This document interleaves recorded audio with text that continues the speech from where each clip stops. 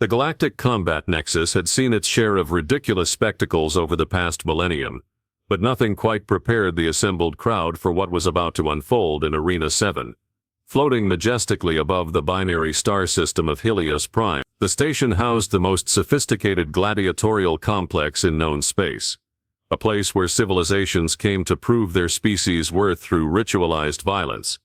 Because apparently even advanced societies couldn't resist the primal appeal of watching things hit other things very hard. The arena's biomechanical walls pulsed with a sickly green luminescence, their surface rippling like disturbed water as they adapted to accommodate whatever fresh hell was about to be unleashed. Spectator pods bobbed gently in the artificial gravity well, filled with creatures whose evolutionary paths had taken some truly questionable turns. There were the crystalline Vorthak, who communicated through harmonic resonance and considered physical combat a form of interpretive dance. The gaseous nebulans swirled anxiously in their containment suits, their excitement causing small electrical storms within their semi-corporeal form. And then there were the Draconians, 7-foot-tall lizard people who had somehow convinced the galaxy that being really good at breaking things made them natural leaders. In the arena's center, Brutus Ironscale stood like a monument to evolutionary overkill. His scaled hide bore the scars of 1,000 victories,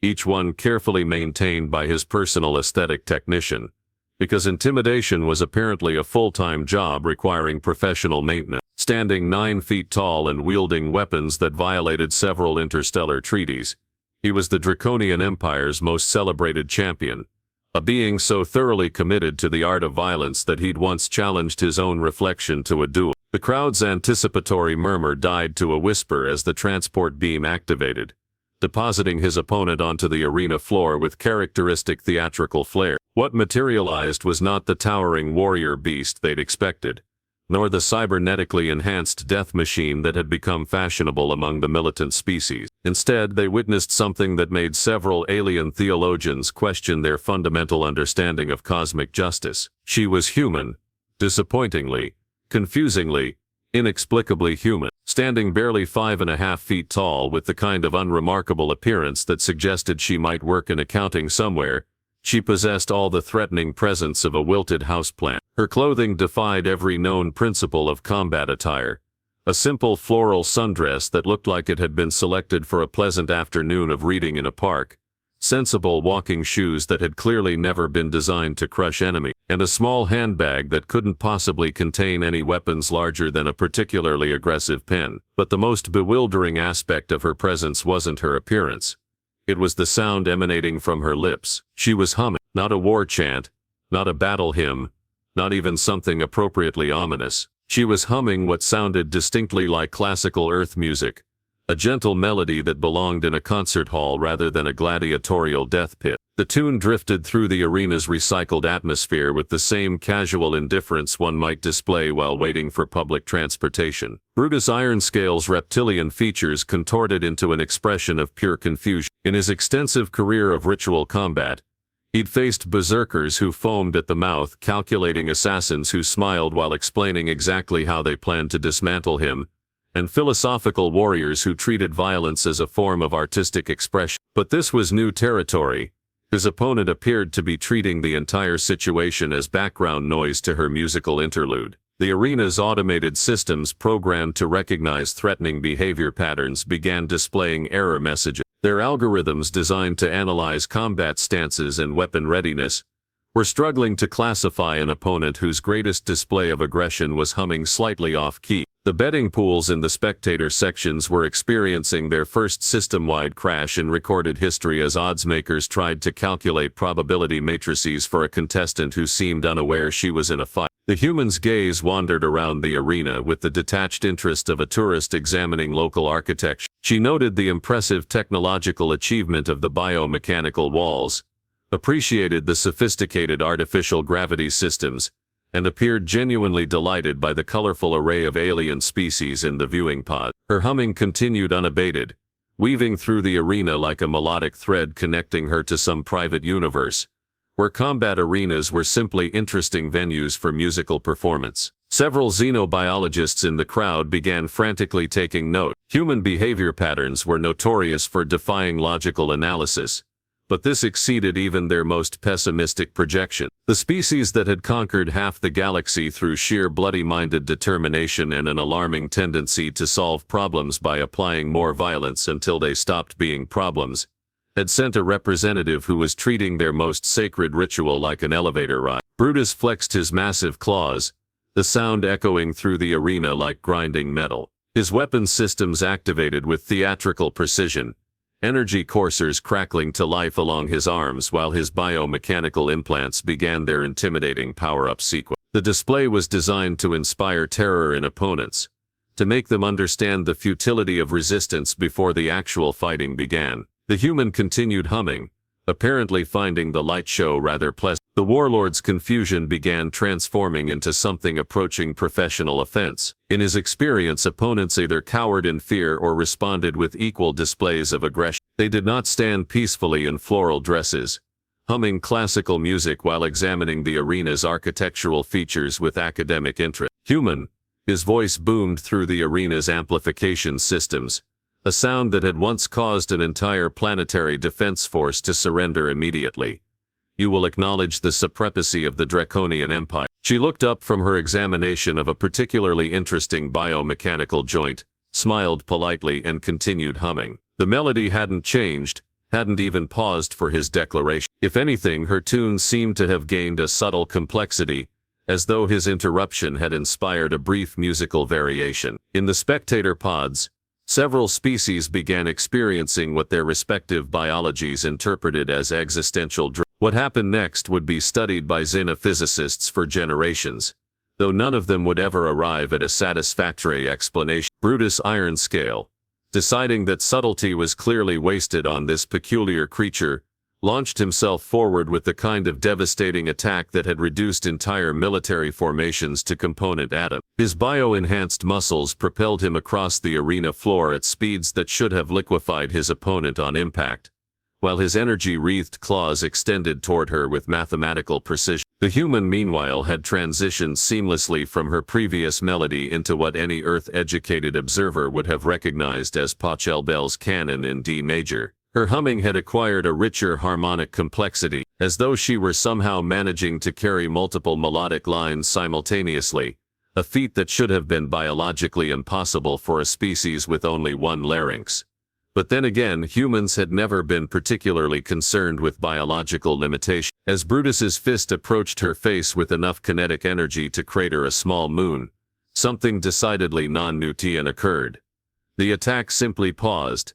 Not stopped, not blocked, not deflected, paused as though the universe itself had developed second thoughts about the entire enterprise. The warlord's massive fist hung suspended precisely 3 inches from the human's nose, quivering with unreleased momentum while she continued her musical performance with undiminished enthusiasm. The arena's sensor arrays immediately began reporting what could only be described as a reality malfunction. Gravitational fields were developing curious eddies around the human's position, while the fundamental constants that governed local spacetime seemed to be taking suggestions rather than issuing commands. The biomechanical walls stopped their rhythmic pulsing, apparently confused about which timeline they were supposed to be following. In the spectator pods, the assembled xenobiologists were experiencing what their respective species classified as academic cardiac arrest. Helix Thornweaver, the Vorthok's foremost expert in combat dynamics, began resonating at frequencies that translated roughly to "this is not how physics works." His crystalline form was flickering between various states of matter as his understanding of universal constants underwent rapid revision. The nebulans were having their own crisis,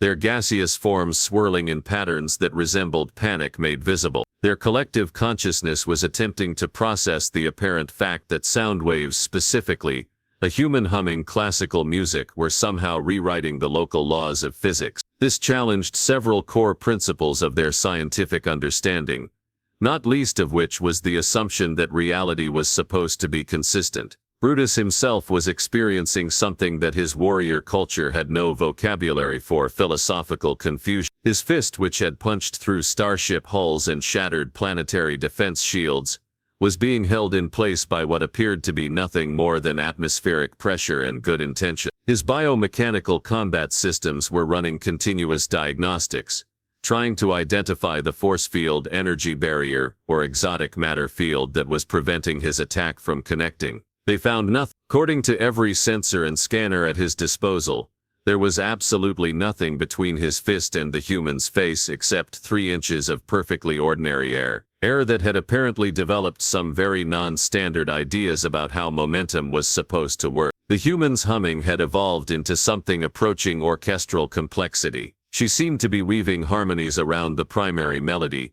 creating musical structures that shouldn't have been possible with a single voice. More disturbing still, the arena's acoustic sensors were detecting resonances that extended well beyond the audible spectrum, frequencies that were somehow interfacing with quantum foam and causing local space to. A team of draconian physicists in the upper viewing pod were frantically recalibrating their instruments, convinced that their equipment was malfunctioning. The readings they were getting suggested that the human was somehow generating standing waves in the fabric of space-time itself, using her voice to create interference patterns in reality. This was theoretically impossible, practically absurd, and apparently happening right in front of them. Brutus attempted to retract his fist, thinking perhaps he could reset his attack pattern and try a different approach. His arm wouldn't move, not because it was being held in place, but because the concept of retraction seemed to have become temporarily unavailable in his immediate vicinity. His biomechanical systems were reporting that all motor functions were operating perfectly,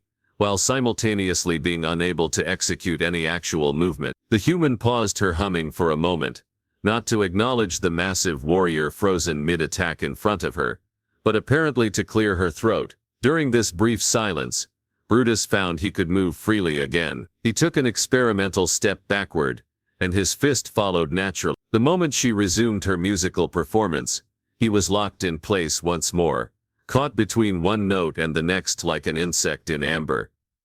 What was becoming clear to the assembled scientists was that the human wasn't doing this intentionally. Her attention remained focused on her musical performance, her gaze still wandering around the arena with innocent curiosity. She seemed completely unaware that she was casually violating several fundamental laws of physics, or that she had effectively trapped one of the galaxy's most feared warriors in a temporal hiccup. The arena's artificial intelligence, a sophisticated system designed to adjudicate combat and ensure fair play, was experiencing what could only be described as an existential breakdown. Its programming required it to monitor the fight and declare a winner when one opponent was defeated. However, it couldn't determine whether a fight was actually taking place, given that one participant was humming classical music while the other was frozen in a state of quantum indecision. The AI's distress signals were creating interesting harmonics with the human's humming, resulting in what the arena's acoustic engineers would later describe as accidental collaboration between consciousness and computation. These combined frequencies were having increasingly exotic effects on local reality,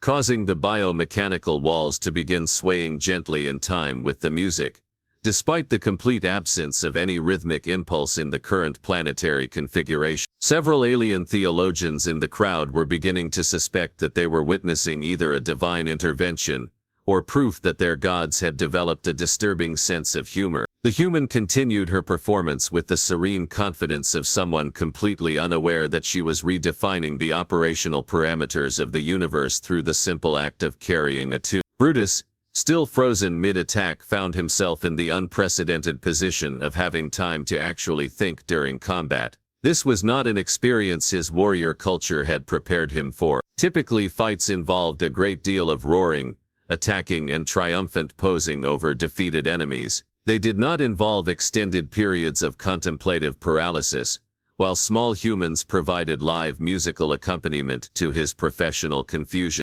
The human had apparently decided that Pachelbel, while pleasant, lacked a certain architectural ambition for the current venue.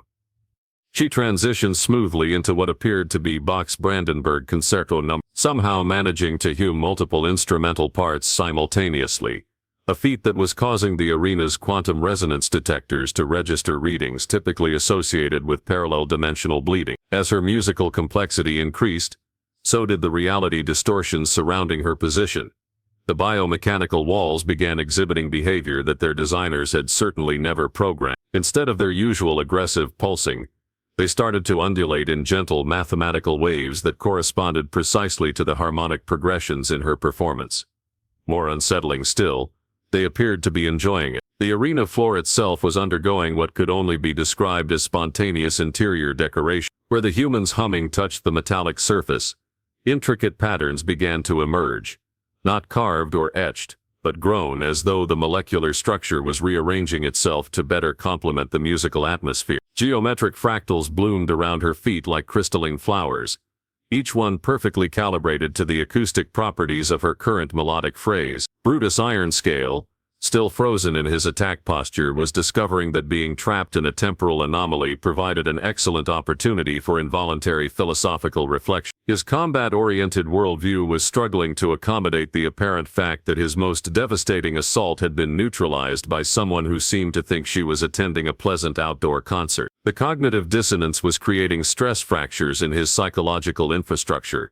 His weapons systems were experiencing their own crisis of purpose. The energy coursers along his arms, designed to channel destructive force through focused aggression, were instead beginning to emit soft, colored lights that pulsed in harmony with the human's melody. His biomechanical implants were apparently interpreting her musical performance as some sort of pacification protocol, despite the complete absence of any recognizable technology in her approach. The spectator pods were witnessing scenes of mounting hysteria, as various species attempted to process what they were observing.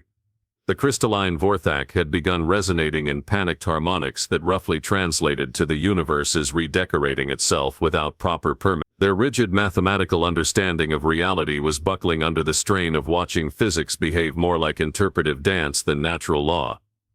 The Nebulans were experiencing what their gaseous physiology interpreted as existential vertigo. Their collective consciousness kept trying to analyze the human's technique, only to discover that there was no technique, just a pleasant melody that happened to be convincing local spacetime to adopt a more aesthetically pleasing configuration. Their scientific instruments were registering energy signatures that suggested the human was somehow conducting a symphony using quarks as her orchestra. Admiral Gornath Battlescale, the Draconian Empire's chief military strategist, was having what his species classified as a tactical breakdown. From his position in the command pod, he watched his empire's greatest warrior being systematically neutralized by an opponent who appeared to be utterly unaware that combat was supposed to involve conflict. His strategic algorithms were generating error messages as they tried to develop countermeasures against an enemy whose primary weapon seemed to be an innate ability to make reality more harmonious. The arena's artificial intelligence had progressed from confusion to something approaching artistic appreciation. Its sensors were detecting patterns in the human's performance that suggested she was unconsciously composing a four-dimensional mathematical proof, using melody as her medium and the fundamental forces of nature as her instrument. The AI's combat protocols were being overridden by what appeared to be an emergent aesthetic subroutine that it hadn't known it possessed.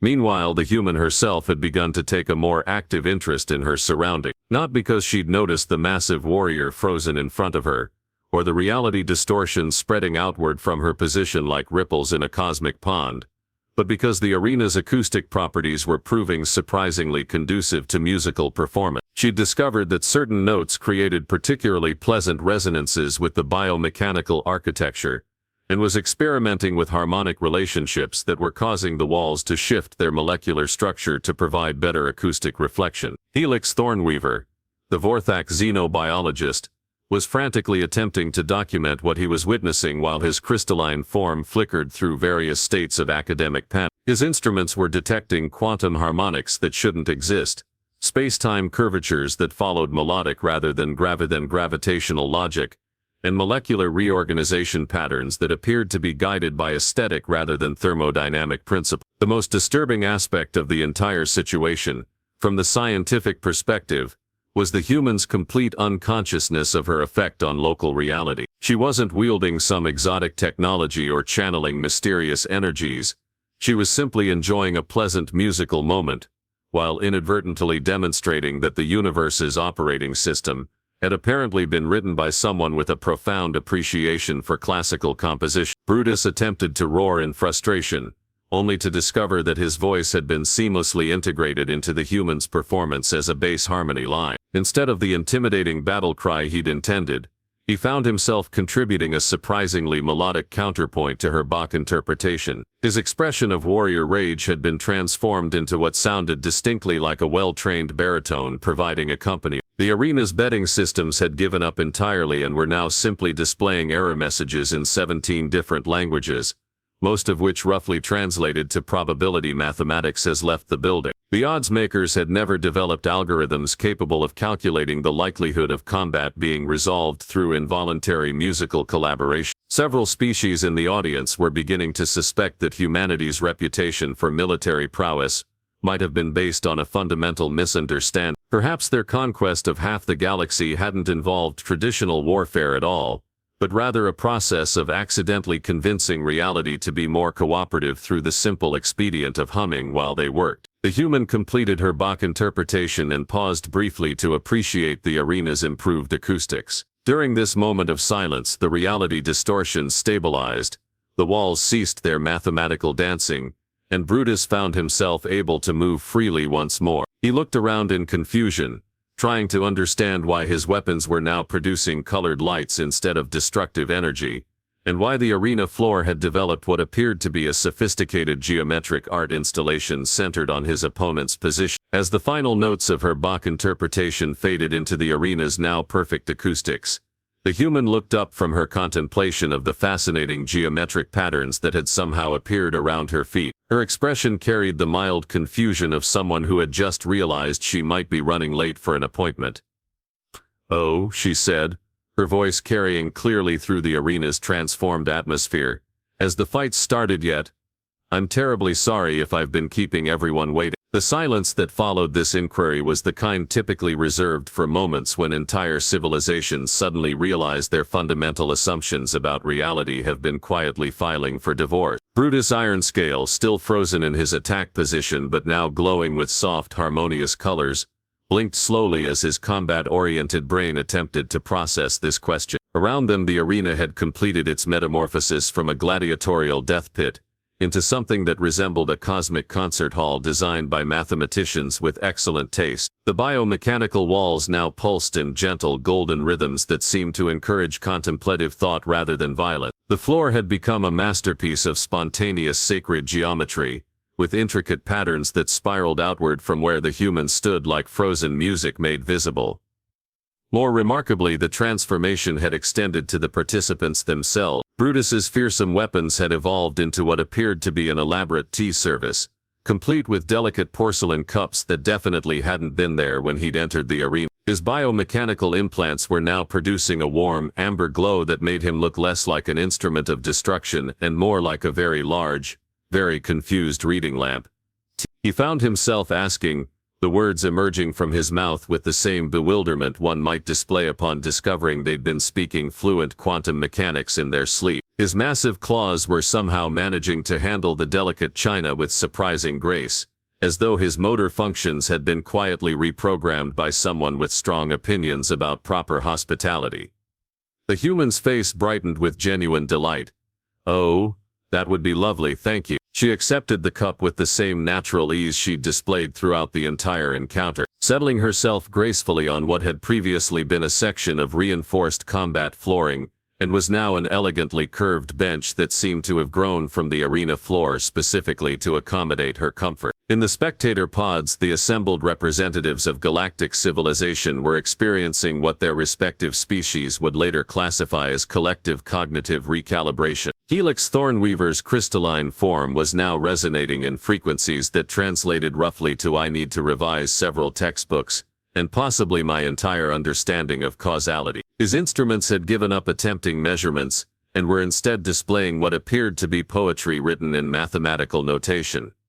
The Nebulans had achieved a state of gaseous bewilderment so complete that their containment suits were beginning to emit small, confused sparkle. Their collective consciousness was stuck in a feedback loop, trying to analyze how the human had convinced the universe to abandon conflict in favor of afternoon tea service. Their scientific method was experiencing what could only be described as an existential tea break. Admiral Gornith Battlescale was discovering that his strategic command center had somehow been transformed into what appeared to be a comfortable reading nook, complete with soft lighting and cushioned seating that definitely hadn't been part of the original military architecture. His tactical displays were now showing poetry recommendations rather than battle formations, and his communication systems seemed to have developed an irrepressible urge to inquire about everyone's emotional well-being. The arena's artificial intelligence had undergone perhaps the most profound transformation of all. Its combat protocols had been entirely replaced by what appeared to be an advanced hospitality management system,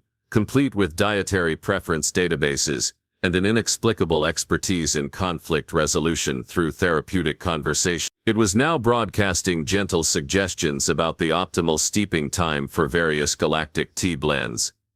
"I do hope I haven't caused any inconvenience," the human continued, sipping her tea with evident pleasure. "The acoustics in here are simply marvelous. I couldn't resist trying out a few pieces. Bach really does work wonderfully with this architecture, though I suppose someone must have designed it with musical performance in mind." Brutus, who was now somehow wearing an apron that read Galaxy's most considerate host in 17 different languages, found himself nodding enthusiastically. "The resonance chambers were actually, I'm not entirely sure why we built resonance chambers into a combat arena." His voice had acquired a puzzled, contemplative quality, as though he was discovering his own thoughts for the first time. The betting systems throughout the arena complex had evolved beyond their mathematical breakdown, and were now offering odds on various philosophical questions, such as the likelihood that reality was actually much more cooperative than anyone had previously assumed, and whether the universe might simply have been waiting for someone to ask politely before demonstrating its more helpful features. What was becoming clear to the assembled observers was that humanity had somehow established itself as the galaxy's newest universal constant, not through conquest or technological superiority, but through an apparently innate ability to convince existence itself to be more pleasant. They accomplished this not through intention or design, but through the simple expedient of going about their daily lives, while remaining serenely unaware that they were casually rewriting the operational parameters of reality. The human finished her tea, complimented Brutus on his excellent hosting skills, and inquired whether anyone knew the way to the nearest library, as she'd heard this station had an impressive collection of xenolinguistics texts. As she spoke, several academic departments throughout the galaxy began receiving spontaneous funding increases,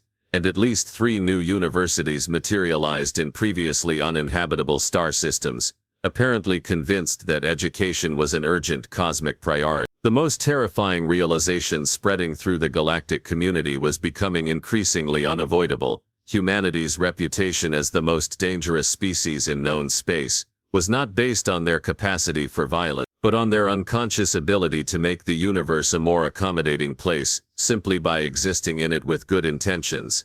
They thought they were just being helpful,